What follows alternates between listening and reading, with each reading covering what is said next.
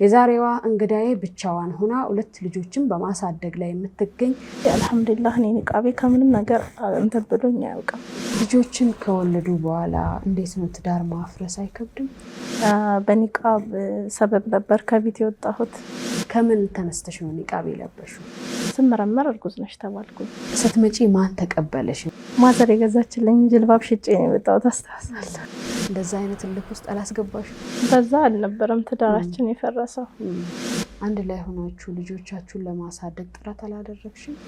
እኛ እንትን ስንል እሱ ገብቶ ነው የሚተኛው። በቃ የሚያስበው አባቱን ነው።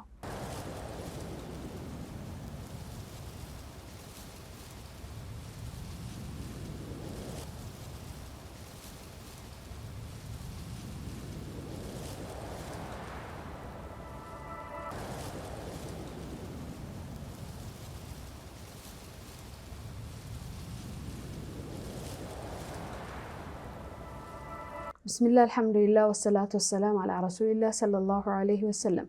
የተወደዳችሁና የተከበራችሁ ውድ የኦአይቲ ቴሌቪዥን ተመልካቾቻችን ሰላምታችን በያላችሁበት ይድረሳችሁ። አሰላሙ አለይኩም ወራህመቱላሂ ወበረካቱ። ይህ ሱመያዎች ፖድካስት ነው። በሱመያዎች ፖድካስት ጠንካራ እህቶችን እዚህ በመጋበዝ ከህይወት ልምዳቸው እንዲያጋሩን በመጠየቅ የምንወያይበት መድረካችን ነው። ዛሬም እንደተለመደው እንግዳ ጋብዘናል። የዛሬዋ እንግዳዬ ብቻዋን ሆና ሁለት ልጆችን በማሳደግ ላይ የምትገኝ ጠንካራ እናት ከዲጃ ናስር ትሆናለች። ከሷ ጋር በሚኖረን ቆይታ ተማሩበታላችሁ፣ ትደሰቱበታላችሁ ብለን ተስፋ እያደረግን እስከ ዝግጅታችን ፍጻሜ አብራችሁን እንድትቆዩ የምጋብዛችሁን የፕሮግራሙ አዘጋጅና አቅራቢ ራህመት ታጁ ከሌሎች የስቱዲዮ ባለሙያ ባልደረቦቼ ጋር በጋራ በመሆን ነው። መልካም ቆይታ። መርሃባ። በመጀመሪያ ደረጃ እዚህ ታሪክ አለኝ ብለሽ መተሽ ታሪክሽን ልታጋሪን ፍቃደኛ ስለሆንሽ እጅግ አድርጌ አመሰግናለሁ። እንኳን ደህና መጣሽ። አመሰግናለሁ። እንኳን ደህና ቆያችኝ። መርሃባ። እስኪ ራስሽን በማስተዋወቅ እንጀምር። ከዲጃ ናስር እባላለሁ። ጅማ አጋሮ ነው ተወልጄ ያደግኩት። አሁን እየኖርኩ ያለሁት አዲስ አበባ። ከጅማ አጋሮ ወደ አዲስ አበባ እንዴት መጣሽ? ያንን ጊዜ ታስታውሻለሽ? አዎ አስታውሳለሁ። 2008 ላይ ነው በንቃብ ሰበብ ነበር ከቤት የወጣሁት እና ቤተሰቦቼ ያው የሁላችንም ወላጆች ከዲን የራቁ ሆነው አይደለም፣ ግን ያው ንቃብ ከለበሰች ትዳር አታገኝም ስራም በሚለው ለኛ በመሳሳት ነው ማለት ብዙ ጊዜ ንቃብ ስንለብስ የሚቃወሙን እና ያንንም ቤተሰቦቼ አልተቀበሉትም ነበር። እንደው ንቃቤን ማውለቅ አልፈለኩም። ማዘር የገዛችልኝ ጅልባብ ሽጬ ነው የወጣሁት። አስተዋሳለሁ። ወደ አዲስ አበባ የመጣሽው ማለትም ከምን አይተሽ ነው አንቺ ንቃብ የለበሽው? ከማን አይተሽ? ወይስ መድረሳ ልጆች ለብሰው ነው? ኡስታዞች እንድትለብሺ እንትን ብለውሽ ነው? ገፋፍተውሽ ነው? ከምን ተነስተሽ ነው ንቃብ የለበሽው? ወላሂ ራሴን መሰተር አለብኝ ብዬ ስላሰብኩኝ ነው። የተወሰነ ሳውዲም ተጽዕኖ አሳድሮብኛል። አመት ከ7 ወር ሳውዲ ቆይቼ ነበር ከዛ በፊት። አዎ እሺ። ምናልባት ያም ይመስለኛል ቶሎ እንደወሰነ ያደረገኝ። ኦኬ። ሳውዲ ነበርሽ ማለት ነው ስደተሽ? ከዛው ከእናት አባትሽ ቤት ነው ወደ ሳውዲ ሄድሽው? አዎ። በምክንያት ተመለሽ ታዲያ? ማለቴ ኮንትራት ራሱ ቢባል 2 አመት እንደዛ ነውና አንቺ ደግሞ እያልሽኝ ያለሽው አመት ከምናምን ነው የተመለስኩት እያልሽኝ እና እንዴት ነበረ? ያው እዛ ስራ ጫና አልነበረብኝም እና የሆነች ክፍል ውስጥ ብቻ ነበር የምቀመጠው። ቴሌቪዥንም የለም ሞባይልም የለም እና የሆነ ሰው ራሱ የለም። ቢያንስ ጠዋት ተነስቼ እስከ 3 ሰዓት እስከ 4 ሰዓት ተነስቼ የሆነች ቤት አጸዳድቼ ቁጭ ነው በቃ የምለው። ምንም አይነት ስራ የለብኝም እና የሆነ ትንሽ አለ አይደል ብቻኝነት በጣም ሲበዛ ጭንቀቱ ምናምን እንትን እያለ ሲመጣ የቤተሰብም ናፍቆት አለ። ያው ካልሄድኩ ብዬ ምናምን ነገር መጣ ልጅነቱም ስላለ። ኦኬ። የስራ ጫና የለም ማለት ሰዎች አንዳንዴ ስራ ሲበዛ በስራችን ቢዚ እንሆናለን። ስራ ሳይኖር ሲቀር ደግሞ ባዶነት ብቸኝነት ይሰማናልና ጭንቀት ይመጣል ማለት ነው እንጂ ከዛ አንፃር ነው ወደዚህ ተመለሽው። ስትመለሽ ምን ጠበቀሽ? ምንም ወላሂ ምንም የተለወጠ ነገር የለም። ከዛ ንቃብ ለበሽ ከዛ ተመለሰሽ? አዎ። በንቃቡ ምክንያት ደግሞ ከቤተሰቦችሽ ጋር አልተግባባሽም? እነሱን ለማስረዳት ግን አልሞከርሽም? ወላሂ ብዙ ለማስረዳት ሞክሬያለሁ፣ ሊቀበሉት አልቻሉም። አልহামዱሊላህ በጣም የዲን ሰዎች ናቸው። ግን ያው ለኔው በመሳሳት ነው እንዲህ ከዲን ይራቁ በቢድዓ በምናምን እንትን የሚሉ ሰዎች አይደሉም። በደንብ በተውሂድ ነው ያሳደጉኝ። ጅማ ላይ አልহামዱሊላህ በዚህ ነገር ብዙ አይታማም። ግን ሳውዲ ተጽዕኖ ፈጥራብኝ ነው ብለሽኛልና ሳውዲ ሰዎች ሲለብሱ አይተሽ ነው ወይንስ በዛን ሰዓት ባዶሽን ብቻሽን በምትሆኝበት ሰዓት ራስሽን ጠይቀሽ መሰተር አለብኝ ብለሽ አምነሽበት ነው ይለበሽው? ምንድነው በምን በኩል ነው ተጽዕኖ የፈጠረችብሽ ሳውዲ? ለምሳሌ አንቺ ሰዎችን ብዙ ጊዜ ስታጪ ምንም ነገር በሰዓቱ አልነበረም። አላህ ብቻ ነበር ከጎኔ እና አላህ ነበር ልክ እንደ ጓደኛዬ ማወራው እና በቃ እንዴት ልበልሽ በደንብ ወደ አላህ መመለስ እንዳለብኝ አለባበሴንም መሰተር እንዳለብኝ ኢትዮጵያ ስገባ በደንብ ንያ አድርጌ ነበር እና የሴቶቹም አለባበስ ለዛ ይጋብዛል። ማንም ሰው አስገድዶኝ አይደለም። ያው ብቻ ትነሳሻለሽ እነሱን ስታይ ኒቃብ ከምንም ነገር እንደማያግድ ደግሞ አንዳንድ ሴቶች ያሳዩናል። ማለት አሁን አንቺ ተሸፍነሽ ስራሽን እየሰራሽ ነው። ምንም ያሳደረብሽ እንትን የለም። እኔም ወላሂ አልহামዱሊላህ እንደውም የበለጠ ነፃነት ነው የሰጠኝ። የበለጠ የርዝቅ ሰበብ ሆነኝ እንጂ አልহামዱሊላህ እኔ ኒቃቤ ከምንም ነገር እንትን ብሎኝ አያውቅም። እንደውም ለኒቃብሽ ስትይ ብዙ የምትቆጠቢባቸው ነገሮች አሉ። ስንት አመትሽ ነበር በዛን ሰዓት ኒቃብ ስትለብሽ? ኒቃብ ስለብስ 17 ወይ 18 ከዛ ፊት ነበር ማለት ነው ሳውዲ ሄድኩት። አዎ ልጅ ሆኜ። እንዴት ግን በዛ ልጅነትሽ ለመውጣት ምን አስገደደሽ? ማለት ያው ከኔም እድሜ በታች በ13 አመታቸውም ወደ ሱዳን ምናምን የሚሰደዱ ነበሩ። እንደውም እኔ በጣም ትልቅ ሆኜ ነው የሄድኩት ማለት ይቻላል። ጎረቤት ሰዎች ሲሄዱ ምናምን አይተሽ ነው? አዎ እንደዛ ነገር እንጂ ምንም አይነት አላማ ኑሮሽ ወይንም ደግሞ ህይወትሽን ለመቀየር የቤተሰብሽን ህይወት ለመቀየር እንደዚህ አቅደሽ ነው የሄድሽው ወይንስ ሰዎች ብቻ ስለተጓዙ ስለተሰደዱ ነው? ያው ምልሽ የቤተሰብም ነገር አንዳንዴ ወደዛ እንትን እንድትይ ያደርግሻል። እዚህ ሰርተሽ ካልተሳካ ያው ወደዛው ነው የምታስቢው። እኔ ደግሞ ትምህርቱ ላይ ብዙም አይደለም። ስራ ሞካክረሽ ነበር? ሞካክር ነበር። ልጅ ሆነን ቡና እንለቅም ነበር። የቀን እንትን ሆነን በ9 አመቴ ይሆናል ወይ 8 አመት ወይ 9 አመት ስራ ጀምሮ ያለው እኔ። እሺ። እና ያንንም ስለምሰራ አንዳንዴ ማዘር እንደዚህ እንትን ትላለች። ብቻ አዙሪ ሰላጣዎች ምናምን ነገር እሸጣለሁ። ትኩረቴ ትምህርት ላይ ሳይሆን ስራ ላይ ነበር፣ ንግድ ላይ። እዛ ቤተሰቦችሽን ታግዢ ነበር? እዛ ከተሰደድኩ ደግሞ ከዚህ በላይ እነሱን ማገዝ እችላለሁ በሚል ነው ማለት ነው። የሚገርም ነው። እንግዲህ አጋሮ ነው ያደግሽው። አጋሮ እንዴት ነበር አህዋሉ ስታድጊ? ምን ይመስላል የማህበረሰቡ አኗኗር? ወላሂ በጣም አሪፍ ነበረ። በዲንም ዙሪያ አልহামዱሊላህ ችግር የለም። መድረሳም ልክ እንዳሁኑ በደንብ ነው እንትን የሚሉን የሚያስቀሩን እና ሁሉ ነገር አሪፍ ነው አልহামዱሊላህ። አንቺ መድረሳም ተማሪ ነበር? አዎ መድረሳም እንደገና ወደ ስራ ቦታዬም ወደ ትምህርቴም ላይ አልহামዱሊላህ። ያው ትምህርቱ ላይ ብዙ የለውበትም ለእናቴ ስል ነው። እሷ ስላልተማረች በቃ እኛ እንድንማር ታስገድደናለች።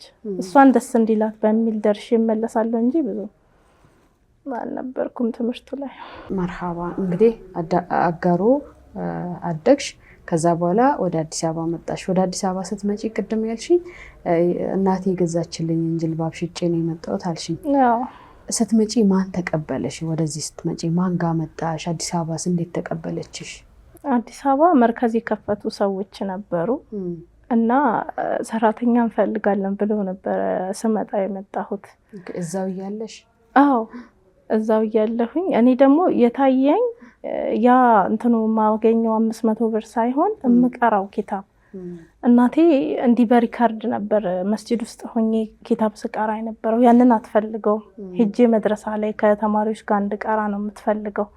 ቢያንስ ምርቃት ሲደርስ ለ2 ወር ያህል ይቋረጥና በቃ አንድ አይነት ቁርአን ነው እየደጋገምሽ ሁሌ መድረክ ላይ የምታቀርቢው እንትን የምትይው። ያቺ ጊዜ እንድትባከንብኝ ስለማልፈልግ እኔ ደግሞ በሪካርድ ነበር ኪታብ እመቀራ የነበረው እና በጣም ኪታብ መግዣ ሁላ እስክቸገር ነበር እዛ የደረስኩት ማለት ነው።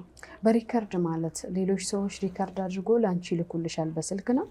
ዩኒቨርሲቲ ላይ አሁን ለምሳሌ እንዲህ ሲቀሩ ምናምን በሚሞሪ ተጭነው ምናምን። ኦኬ። እንደዛ ነበር። ሞባይል ቤት ላይ እናስጨናለን። ከዛ በኋላ ወደ አዲስ አበባ እንግዲህ መርከዝ አገኘሽና መጣሽ። እዛው እያለሽ ተነጋገርሽ። ምን ሰራሽ እዚህ ስትመጪ? ክታብሽን እየቀራሽ ሰራተኛው ነው የመጣሁት አልሽኝ። እንጀራ ጋግር ነበረ።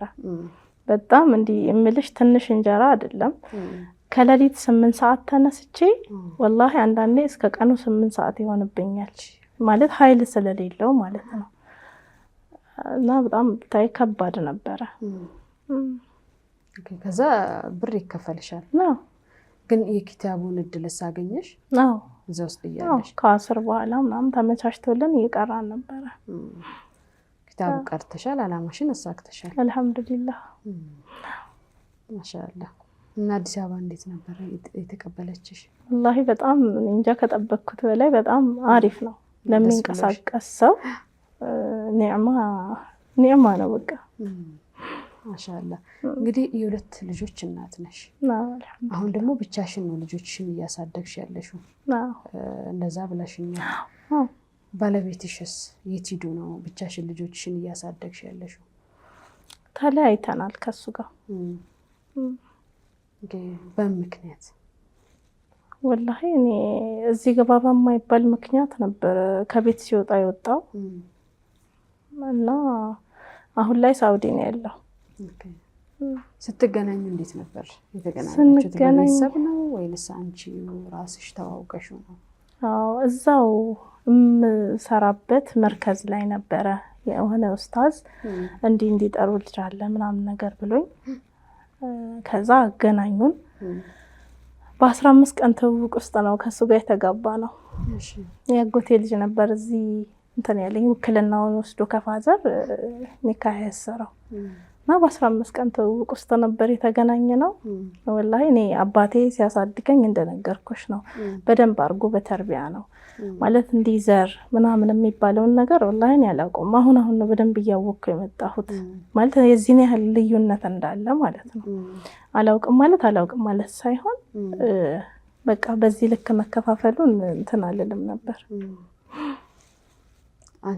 ያንቺ ብሄርና የሱ ብሄር የተለያየ ነው። ጭራሽ ሲጀመር ያው ዘረኝነት ጥንብናት ተብሏል። ይሄ ሙስሊም መገለጫም አይደለም። ዘር መጠየቅ ምናምን ያው ለመታወቅ ያህል ልትጠያየቂ ትችያለሽ። ምክንያቱም አላህ ሱብሓነሁ ወተዓላ ገልጾልናል። ለምን በተለያዩ ነገዶች አድርጎ እንደፈጠረን እንድንተዋወቅ ነው። ያ መተዋወቅ ውስጥ ደግሞ ብዙ ነገር አለ። ግን አንቺ ባለቤትሽን ስታገቢ ቤተሰቦችሽ አጠኑ ስለሱ ባህሪ ዲን ያለው መሆን አለበት እንደዚህ የመሳሰሉትን ነገሮችን አጥንተዋል ወይ? አንቺስ ብትሆኚ አጥንተሽ ነው ወይንስ እንዲሁ ስለተዋወቅሽው ብቻ ትዳር ስለተባለ ብቻ ነው ያገባሽው? ወላሂ እኔ በሰዓቱ የዚህን ያህል የማውቀው ነገር አልነበረም። ሙሉ ነገሬን ላጎቴ ልጅ ነው በቃ ወደጀው ያለው መሆን አለበት ብዬ ላጎቴ ልጅ ነገርኩት። እሱ የሚጠይቀውን ነገር ጠየቀው፣ ኒካህ ታሰረ። ዛብራችሁ ነው ጀመራችሁ? አዎ ያኔ ኒካሁ ጊዜ የማረሰው ጓደኛዬ ልጆችሽ እኮ በእንደዚህ አይነት ብሄር ነው የሚጠሩት ትለኝ ነበር ደጋግማ ማለት ነው። እና በጣም የሆነ ትንሽ እንትን ይላል የሆነ ይከብዳል ማለት ነው። የሚመጣብኝ ጭንቅላቴ ላይ ሊተዓረፉ እንጂ የዚህን ያህል እንትን እንደሌለው ነው አባቴም እንትን ያለኝ ማለት ነው። እና ብሄሩ ምን ችግር አመጣብሽ? አንቺም አለመጠየቅሽ ያው ጠይቀሽም አውቀሽ ሊተዓረፉ ነው ብለሽ ተቀበልሽው። ያ ምንም ችግር የለውም አይደለ? ወይንስ የተለየ ነገር ከብሄር ጋር የተያያዘ የተለየ ተጽዕኖ ፈጥሮብሽ ነው? ብቻ አላህ ቢለው የራስ በራስ ቢሆን ይሻላል ብዬ አስባለሁ። ቤተሰብም እንዴት ልበልሽ ብቻ አልተቀበሉትም። ትንሽ ቤተሰብ ተቀብሎታል፣ ግን እኔ እየኖርኩኝ ትንሽ የፈጠረብኝ እንትን አለ ተጽዕኖ ነበር። አዎ ወላሂ ችግር አለ በጣም ቢሆን እንጂ እንደዚህ እንደ መስፈርት አድርገ ነው ምናምን ባይሆን ቢሆን ኸይር ነው ስልሽ አሁን ብሄሩ የተለየ በመሆኑ አንድ ባለመሆኑ በሱ በኩል ነው በቤተሰቡ በኩል ነው ወይንስ በአንቺ በኩል ነው ተጽዕኖ ሲፈጠር የነበረው? በሁለታችንም በኩል ቤተሰቦቻችን አልገቡ። አንቺም ይዛኔ ያቺ ጓደኛሽ ያለችሽ ነገር ጭንቅላትሽ ውስጥ ተቀመጠች ማለት ነው? ተቀምጦ ምናምን ሳይሆን እንዲሁ አየሁት ምልሽማ ትንሽዬ የማታግባባሽ ነገር ትኖራለች። ቢሆን ኸይር ነው። እሱማ የተሻለ ነገር ነው። ለምን ሸሪዓውም ራሱ እኮ ያጎት ልጅ ያክስት ልጅ ምናምን የሚለውን ነገር ሲፈቅድ እኮ ከጥቅሙ አንጻር ነው። ግን ደግሞ አንዴ አላህ ቀድሮ መርጠሽ አይደለም እኮ እንትን የምትይው እህል ውሃሽ ሲሆንና አላህ ሲቀድርልሽ ምንም ማድረጋችኝ እዛው ላይ ዱዓ አድርጎ ልዩነቶቹን ለማጥበብ ጥረት ማድረግ የተሻለ ነው። አንዴ አላህ መርጦልሽ እስከገባሽበት ድረስ በእንደዚህ አይነት የማይረባ ነገር ትዳርን ማፍረስ በጣም ከባድ ነው። በዛ አልነበረም ትዳራችን የፈረሰው። አይ እሱ እንኳን እዛ ደረጃ አላደረሰንም። እንደውም ምን ልበልሽ የራሴ ሰው ከሚሰጠኝ ነፃነት በላይ ነበር ሲሰጠኝ የነበረው። ግን ያው የሆነች ነገር አለች እንጂ የመለያያ እንትን አልሆነንም። የመለያያ ምክንያት አልሆነንም። ምን ያህል አብራችሁ ኖራችሁ? 7 ዓመት። 7 ዓመት በጣም ብዙ ነው። ክፍተቶች አሉ በመሀል። እሱ ጣል አድርጎ እየሄደ አሁን እንደገና እየተመለሰ ያ ደግሞ ለኔ በደንብ በስራ ላይ እንድበረታ አድርጎኛል። እና ያው 7 ዓመት እንትን ብለናል። ኦኬ። በመሀል ጥሎሽ ይሄድ ነበር በትዳር ውስጥ እያላችሁ? ነው። እሺ። ስትጣሉ ጥሎሽ ይወጣል? እሺ። ነው። ከዛ በሽማግሌ ነው የሚመለሰው ወይስ ሁለታችሁም ተነጋግራችሁ? ሁለታችንም ተነጋግረን እንደዚህ በሽማግሌም ሲሄድ ደግሞ ለምሳሌ ልጆች ምን ይበላሉ የሚለው ነገር ሳይታሰብበት ነው ማለት እንዲህ ነገር ሳያመቻች ነው ድንገት ነው ጣል አድርጎ የሚወጣው። እና ያ ነገር አልহামዱሊላህ በደንብ እንድበረታ አደረገኝ። ልጆችን ከወለዱ በኋላ እንዴት ነው ትዳር ማፍረስ አይከብድም? ወላሂ በጣም ከባድ ነው። አንቺ ትኖሪያለሽ፣ የትም ሄደሽ ትኖሪያለሽ፣ ልጆቹም ያድጋሉ። ግን ጭንቅላታቸው ላይ የማይሆን ነገር ነው የሚፈጠረው። የአባት ፍቅር እጦት ይሄ ቀላል ነገር አይደለም። አንቺ ምንም ነገር ልታደርጊ ትችያለሽ። የሆነ ነገር ከጎደላቸው ልጆቹ ያ የጎደለውን የአባት ፍቅር እንጂ የሚያዩት አንቺ እዛ ጋር የደረደርሽው ነገር ለነሱ ምናቸውም አይደለም። ምሳሌ ወላሂ 2 ጊዜ አይቼዋለሁ። ልጄ ሲመረቅና ይሄ በቀደሙ ኢድ ሳምንትም አልሞላውም እና ጥሎ ነው በቃ ተመረቀ ምናምን እዛ እኛ እንትን ስንል እሱ ገብቶ ነው የሚተኛው። በቃ የሚያስበው አባቱን ነው። እዛ ጋር የተደረደረው ሰው ለሱ ምንም አይደለም። የስንት ዓመት ልጅ ነው? 9 ዓመቱ ነው አሁን። ምንድን ነው የሚጠይቁሽ ግን? ለምን ተለያያችሁ አባቴስ ብሎ ይጠይቁሽ? በደንብ ነው የሚጠይቁት። አሁን አልহামዱሊላህ ይጠይቁሻል? አዎ በደንብ። ምን ትያቸዋለሽ? ያው ለስራ እንደሄደ ነው የምነግራቸው። የእናንተን ህይወት እንዲቀይር ነው የሄደው፣ ግዴታ መስራት ስላለበት ነው አላቸዋለሁ። የተለያያችሁበትን ቅጽበት ታስታውሻለሽ? ወላሂ በንግግር አለመግባባት ነው። እኔ እንደዛ የሆነ እሱ የተረዳበት መንገድ ሌላ፣ እኔ የተናገርኩት ነገር ሌላ። ባለመደማመጥ ልበልሽ እንደዛ ነገር ነው። በዛው ተፋታችሁ? ፈታሽ እሱ? ፈትቼሻለሁ ብሎ ነው የወጣው የዛን ቀን። ከዛ በኋላ አልተመለሰም። እኔም መጀመሪያ 2 ጊዜ እንዲትቶኝ ሲወጣ፣ 3ኛ ግን ይሄን ነገር ከደገምከው ላትመለስ ወስነህ ውጣ ነው ያልኩት። እንዴት ነው ቤቱን ጥሎ ወንድ ልጅ የሚወጣው? አሁን እኮ እንደውም እንደ ኢትዮጵያ እንደ ሀገራችን ባህል ሴት ናት የምትወጣው። ሴት ቤተሰቦቿ ጋር ትሄዳለች፣ ሽማግሌ ልኮ እሱ ራሱ አሁን እየቀረ ይመስለኛል። እና ወንድ ልጅ ግን ሲወጣ አንዳንዴ ትንሽ ይከብዳል። በጣም ይከብዳል። ያው ጭቅጭቅ ይፈራሉ፣ ይጠላሉ ወንዶች በብዛት። አንዳንዴ ያ ቦታ ሰላም እንዲሆን ቤቱ ሰላም እንዲያገኝ ጥሎ ሊወጡ ይችላሉ። አንቺ እንትን ብለሽ ግለሽ ምናምን ስትናገሪ እስክትረጋጋ በሚል አንዳንዴ ይወጣሉ። ይሄ እንደውም የተሻለ አማራጭ ነው፣ ሰላም ለማምጣትም ይረዳል ብዬ አምናለሁ። ግን ወጥቶ እዛው መቅረት ግን ከባድ ነገር ነው። በጣም ከባድ ነው። እና የሆነ ነገር ራሱ ተመቻችቶ ቢሆን ችግር የለው። አንቺ እኮ ምናልባት እኔ ነግሬሻለሁ ገና በተጋባን በ15 ቀናችን እዚህ ግባ በማይባል ምክንያት ነው ተነስቶ የወጣው። ይቅርታ ጠይቆም የተመለሰው እሱ ነው። እኔ ላይ ግን በጣም ከባድ የሆነ ጠባሳ አሳደረብኝ። ያ በዛ ሙሽርነት ምናምን በልጅነት መልኬ ዛሬ ጥሎኝ የወጣው ነገ ደግሞ ልጆቹ ልጅ ተሰባብሬ ጥሎኝ እንደማይወጣ ምንም እንትን የለውም፣ ምክንያት የለውም። የሚለው ነገር በደንብ ስራዬ ላይ እንድበረታ አድርጎኛል።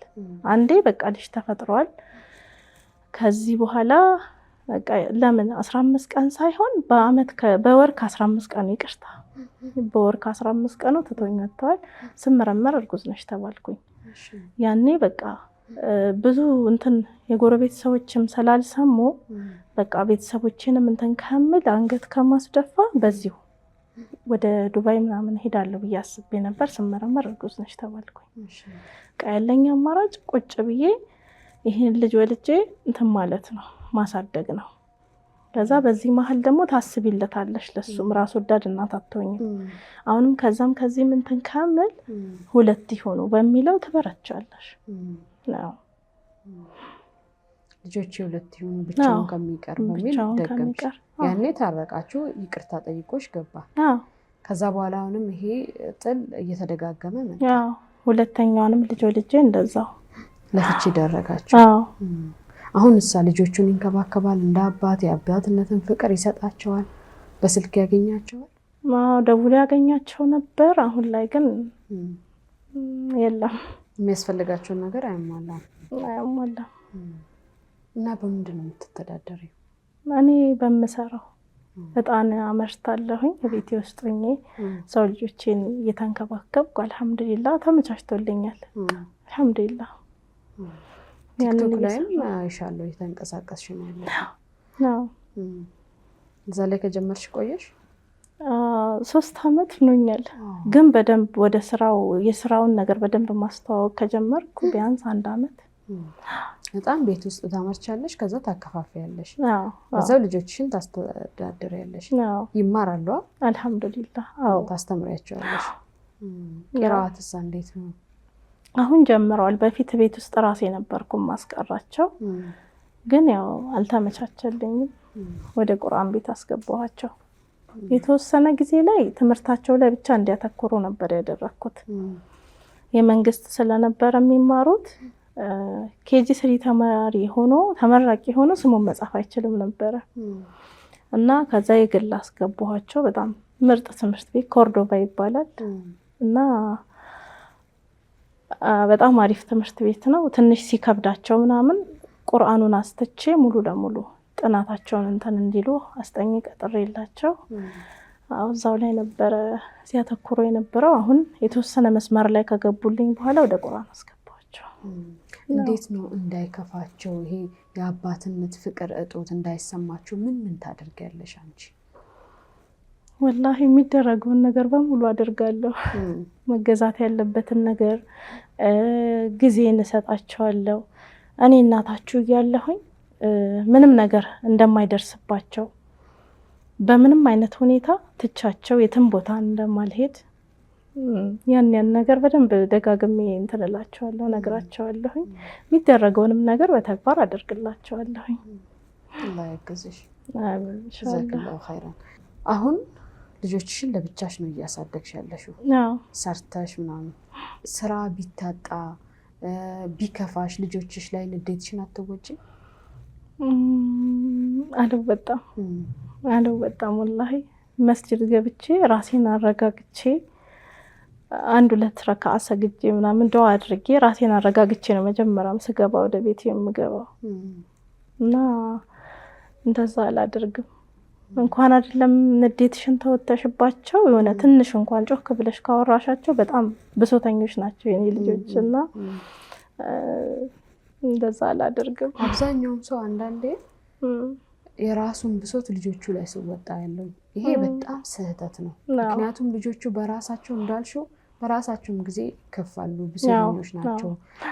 የአባት ፍቅር እጦት ማለት አባትም ይሁን የእናትም የፍቅር እጦት በጣም ከባድ ነገር ነው። በእንደዛ አይነት ሁኔታ የሚያድጉ ልጆች እንክብካቤ ያስፈልጋቸዋል። ስሜታቸው መጠበቅ መቻል አለበት። አንዳንዴ ሴቶች ደግሞ ራስ ወዳድ ነንና ልጆቻችንን እናስከፋቸዋለን እና ያ ስህተት ነው። ያንን አለማድረግሽ ደግሞ ጀግንነት ነው ብዬ አምናለሁ። ግን እንዴት ነው ለብቻሽ ሆነሽ ልጆችን ማሳደግ? ወላሂ ደስ ይላልም በጣም ከምልሽ በላይ ደግሞ በጣም ከባድ ነው። ሰው የሚሰጥሽ የሆነ የሚመለከትሽ በወረደ አመለካከት ነው። ብቻ ከምልሽ በላይ ከባድ ነው የማህበረሰቡ አመለካከት። የነሱም አመለካከት በጣም ከምልሽ በላይ የሆነ እንትን ያለ ነው። በአላህም ዘንድ በሰዎችም ዘንድ የተወደደ እኮ አይደለም መለያየት፣ ፍቺ በጣም ከምልሽ በላይ ከባድ ነው። ከኛም በላይ ሂዶ የሚሰብረው ልጆቹን ነው። ወላጅም ሰላም አይሆንም፣ ይጨነቃል ሁሌ ስላንቺ ምን ይደርስባት ይሆን የሚለው ነገር ያስጨንቃቸዋል። አንቺ ግን ስህተቶቹን አረመሽ፣ አንድ ላይ ሆናችሁ ልጆቻችሁን ለማሳደግ ጥረት አላደረግሽም? ወላሂ የቻልኩትን አድርጌያለሁኝ።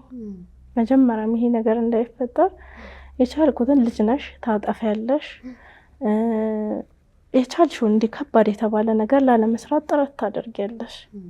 ግን ያው ብቻ በእኛ ጥረት የምናቆየው ነገር እንዳልሆነ ተረድቻለሁኝ። ጥረት ከማድረግ የተነሳ እንደውም በኸይር ስራሽ አይደል አላህ ጋር የምትመጀኘው። ያ ረቢ ይሄን ነገር ያደረኩት እውነት ላለመለያየት ከሆነ እዚህ ከገባሁበት ችግር አውጣኝ ብዬ ሁላ እምለምንበት ነው ወላሂ ያደረኩት ጥረት ማለት ነው። ከምንም በላይ ግን ጠንካራ መሆኑን ይፈልጋል ነው አይደል? ነው ካልሆነ ለራስሽም ትጎጃለሽ፣ ልጆቹንም ትጎጃቸዋለሽ። ነው በደንብ። ግን አንቺ ልጆቹን እንዲያሳድግ ኃላፊነቱን እንዲወጣ፣ ይሄ አማና ነው። ልጆች ለወላጆች የተሰጡ አማናዎች ናቸው። ስለዚህ አማናውን እንዲወጣ አንቺ በሰዎች በኩል በሚያከብራቸው ሰዎች በኩል ምናልባት በቤተሰቦቹም በኩል ሊሆን ይችላል ምንም ነገር ማድረግ አልሞከርሽ? በራሴ በጣም ታገያለሁኝ። በደንብ ደግሞ ቆርጦ ማለት የለየለት በቃ ከዚህ ከረመዳን በኋላ ነው። ረመዳን ላይ በጣም ታገልኩት። ቢያንስ ለረመዳን እንኳን ረህመት አድርግላቸው ለነዚህ ልጆች እና ምንም እንትን ሊል አልቻለም። ምንድነው ምክንያት ይላል? ልጆቹን እንደ አባትነት ተቀበሏቸዋል አይደል? ነው። እሺ እንደ አባትነት ከተቀበላቸው ለምንድነው ሐቁን ያልተወጣው? ወላሂ ያለቀ አልጠየቅሽው? አቅሜ የለኝም። በቃ እዛም አግብተዋል ወልደዋል እና እነዚህም ልጆችህ ናቸው ተው ምናምን ነገር ብዬ የቻልኩትን አድርጌያለሁኝ። ኢትዮጵያ ያለ ቤት ኪራይ ከፍለልኝ ነበር። ገና እግሩ ኤርፖርት ሲረግጥ አከራይዋ ጋር ደውሎ ከዚህ በኋላ አይመለከተኝም፣ ከቻለች ትክፈል፣ ካልቻለች ልጆቿን ይዛ ትወጣ፣ እኔ ኃላፊነቱን አንስቻለሁ። እንደዛ ነው ያላት። ከዛ በዛን ሰዓት በጣም ነው ከው ያልኩት። ፕሮግራሜ አይደለም ገና ብዙ ነገር ያልተስተካከለ ነገር አለ፣ አዲስ ስራ እየጀመርኩኝ ነው ምናምን። ከዛ እንትንም የሆነ ብኩር የሚሰጠኝ ሰውዬ ነበርና ምንድነው ሲለኝ እንዲህ ያልኩት። ከዛ በቃ አብሽሪ እኔ 3 ወር ከፍልልሻለሁ አለኝ። እኔ ከራሴ ደውዬ ሳይሆን እዛው ፊት ለፊት ሱቁ ፊት ለፊት ነበር ቁሜ ከሱ ጋር ያወራው የተደወለልኝ። ከዛ እኔ ከራሴ 3 ወር ጨምሬ የ6 ወር አድርጌ ከፈልኩኝ ለአንድ ለሁለት ጊዜ። ከዛ እሷም በጣም በ3 በ4 እጥፍ ነው የጨመረችው አንዴ ስትጨምር እና አልহামዱሊላህ አለው። ኦኬ ወደ ሳውዲ ሊሄድ ሲል በቃ ካሁን በኋላ እኔ ቤት ኪራይ አልከፍልልሽም አለሽ? አይመለከተኝም ነው ያላት። ለሷ ደውሎ ለኔ አይደለም። ኦኬ አሃ ለአከራይሽ ደውሎ እንደዛ አላት ነው። አንቺስ ምክንያቱን አልጠየቅሽም? አልጠየቅኩትም ወላሂ። ማለት እዚህ ሲያደርግ የነበረው ነገር ነው። እዛ ሲሄድ ምን ተቀየረ፣ ምን አዲስ ነገር ተፈጥሮ ነው እማትከፍሉ ለምን ብለሽ በሰላማዊ መንገድ አልጠየቅሽም? ከዚህ በፊት አናግሮኝ ነበር ገና እንዳገባ። እኔ ኃላፊነቱን ማንሳት ፈልጋለሁ፣ የቤት ኪራይ መክፈል አልፈልግም አለኝ። አንተ ስለፈለክ ሳይሆን ግዴታ ስለሆነ ነው የምትከፍለው፣ እዚህ ጋር ያሉት ለልጆችህ እንጂ ለኔ አይደለም አልኩት። ከዛ በኋላ አይ ምትል ከሆነ እኔም ልጅ ነኝ ልጆቹን አምጥቼ አስረክባለሁ፣ እኔ እንትን እላለሁኝ፣ እኔ ከፍላለሁኝ የቤት ኪራዩን አንተ አሳድግ። እኔ ማሳልፌ እኮ አልሰጥም። ያው ለሱ እንትን ያው ኢትዮጵያ ያለ ህግን ይፈራል። እዛ ካመለጠ በኋላ ደግሞ ያው ምንም ይመጣ ነገር የለም በሚለው ይመስለኛል። አንቺ ምልጥ ውስጥ አስገብተሽዋል ይመስለኛል አይደል? ነው እንደዛ ሳይሆን ያው ማድረግ አለበት እኮ ግዴታው ነው። እሱማ ያው አይ አጠያይቃችን አንዳንዴ እንዴት ነው መሰለሽ ሴት ስንሆን ወንዶችን ወደ እልክ እናስገባቸዋለን። እሱ ትክክል ነው እያልኩ አይደለም። ያም ሆነ ይሄ እልክ ውስጥ አስገባሹም አላስገባሹም አላህን ፈርቶ ማድረግ ያለበት ነገር ነው። ከህግ በላይ መጀመሪያ አላህን መፍራት ነው ያለበት አንድ ሰው ሙስሊም እስከሆነ ድረስ። ከዛ በኋላ ነው ወደ ምድራዊ ህጎች ደግሞ የምንመጣው። ህግን ማክበር ግዴታችን ነው እዚሽ ምድር ላይ እስካለን ድረስ። ግን የመጀመሪያው ትልቁ ነገር ደግሞ የአላህን ህግ መፍራትና ማክበር ነው። ያንን እንዲተገብር በተቻለሽ መጠን አንቺም ታደርጋለሽ። አንዳንዴ ደግሞ ያንን እንዳይተገብሩት ሸይጣን አለ፣ ነፍስያ አለ አይደለ? እኛም ደግሞ አንዳንዴ እልህ ይኖርብናል። እኔ እስከማን አንስቼ ነው እንደውም ልጆቹን ሰጥቼ ካገባለሁ እንደዚህ ከፈለክ እንደውም አገባለሁ እንደዚህ ስንላቸው በቃ ጉዷንቲ ምናምን ብሎ የሚሉበት አጋጣሚ አለና እንደዛ አይነት ልክ ውስጥ አላስገባሽም? ወላሂ አገባለሁ የሚል እንትን አልነበረኝም። ያው አንተ ትይዛቸዋለህ እኔ ከፍልላቸዋለሁ ነው ያልኩት እንጂ በህግ ምናምን አላስፈራራሁትም። እኔ እዛ ቦታም ደርሼ አላቅም አልሐምዱሊላህ። ከስሽም አላውቅም። የአላህ ህግ ይበልጣል። የአላህ ህግ ይበልጣል። ለሁሉም አላህ ይከፍታል እንደው አሁንም ያልኩት እንደዛ ነው። ረመዳን ላይ አንተ አላህን ፈርተህ ሳይሆን ኢትዮጵያም እያለህ የምታደርገው ያው ህግን ፈርተህ ነው። እና አሁንም ቢሆን አላህን ፍራ። ደጋግሜ አላህን ፍራ። እኔ ያው ምንም ላደርግህ አልችልም፣ አንዴ ሂደሃል። እና ቢብስ እየሰራሁኝ አሁን ነገራቶች በጣም እየከበዱ ነው ማለት እየከፋ ነው። ቢብስ ሚዲያ ላይ ወጥቼ ባካችሁ እርዱኝ ስራ አስጀምሩኝ ብል ነው ስለው ሁላ በቃ ፎቶ የለታሽ ለምኝብኝ ምናምን ያለው። ወላሂ ሲጀመር እኮ አላህን የማይፈራና የማያፍር ሰው የሰው ልጅን አያፍርም እኮ። ሚዲያ ላይ ፎቶዬን ከፈለግሽ ለጥፈሽ ለምኝ ማለት ይሄ መጨረሻ እፍረታ ቢስነት። አይ ወላሂ እንዴ ነው ያለው። ግን ይቅርታ እኔ ለተጠቀምኩት ቃል ግን አንዳንዴ ሰዎች እኛ ሰዎች አላህን ካልፈራ ነው አላህን ሀያ ካላደረግ ነው የሰው ልጅንም ሀያ እናደርግም። እና እኔም ላይ ስህተት ይኖራል። እኔ ፍጹም ሰው ነኝ ለማለት ይከብዳል። ግን እዚህ ጋር የአላህ አማናዎች ናቸው ለሱም ለኔም ልጆቻችን። የሚደረገውን ነገር አቅማችን በቻለው ማድረግ አለብን። ማንንም ፈርተን ሳይሆን አላህን ፈርተን እና ያንን ነው የምለው ደጋግሜ። እኔ ምንም ለምሳሌ ሀብታም ናት ብሎ ሊያስብ ይችላል ወይ አለባበሴን አይቶ ምናምን፣ ስለዛም አይመለከተውም። በቃ ለልጆች ማድረግ ያለበትን ነገር ማድረግ አለበት ብዬ ነው ማስበው። እኔ ደግሞ እዚህ ጋር ወላሂ ተቸግር ያለው እንዲህ ነው ብዬ ልጅ ሁላ ያናግረዋል። ባባ በቃ ለእያንዳንዱ ነገር ሱቅ ላይ እኔ ዱቤ መቆም ሰለቸኝ፣ ባባ እንዲያርግ ወላሂ ወረብል ካዕባ እና እንደዛ ነው። ብቻ ምንድነው የሚመልስለት ልጅሽ እንደዛ ሲለው? ያው አደርጋለሁ ነው የሚለው። ኦኬ ለሱቅ ቃል ይገባል ነው ግን ቃሉን አያሟላ ነው።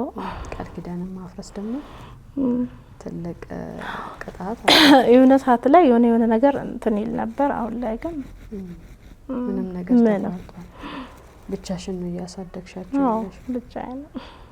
የጣኑ ስራ እንዴት ነው? የልጆችን የቤት ኪራይ ከፍሎልሽ የትምህርት ቤታቸውን የልጆቹን የትምህርት ቤታቸውን ከፍሎልሽ የቤት ኪራይ ከፍሎ ቀለብ እንደዛ ይችልልሽ?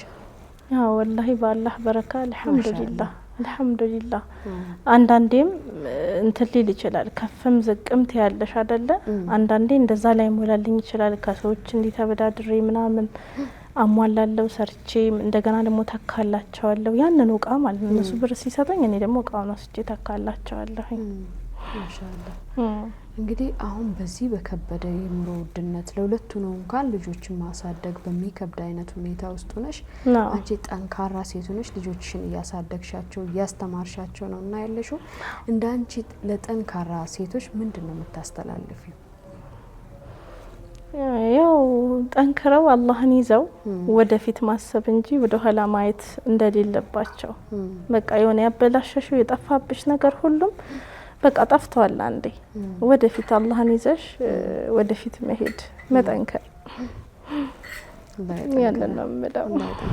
ምናልባት መልእክት ካለሽ እድሉ ልስጥሽና የዛሬውን ፕሮግራማችንን በዚህ እንቋጭ። ያው እኔ ሀፉ ብኩር ነው ማመርተው እና ያንን በመግዛት ሰዎች እንዲተባበሩኝ ያንን ተነላቸዋለሁኝ። ሀፉ ስያሜው ነው ማለት ነው። ሀፉ ማለት ሀፍሳ ልጄ ነች። ማሻአላ ሀፉ ሲቆላ እንደዛ ነው። ያንቺ ብራንድ ነው? አዎ ማሻአላ። ያለና ነው ብኩር ታመርቻለሽ። ሰዎች ደግሞ እንዲገዙሽ እኛም እንጋብዛለን። ጀዛክላሁ ኸይራን። ቲክቶኩን ይዘሽዋል።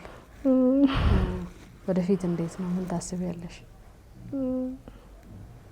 ያው በደንብ ስራዬን አሻሽዬ በደንብ ለማስተዋወቅ ሌላም ነገር አላህ ብሎት በጎን በኩል በጀምር በዛው ኦንላይን ላይ እንዲህ እየሰራው ምናምን።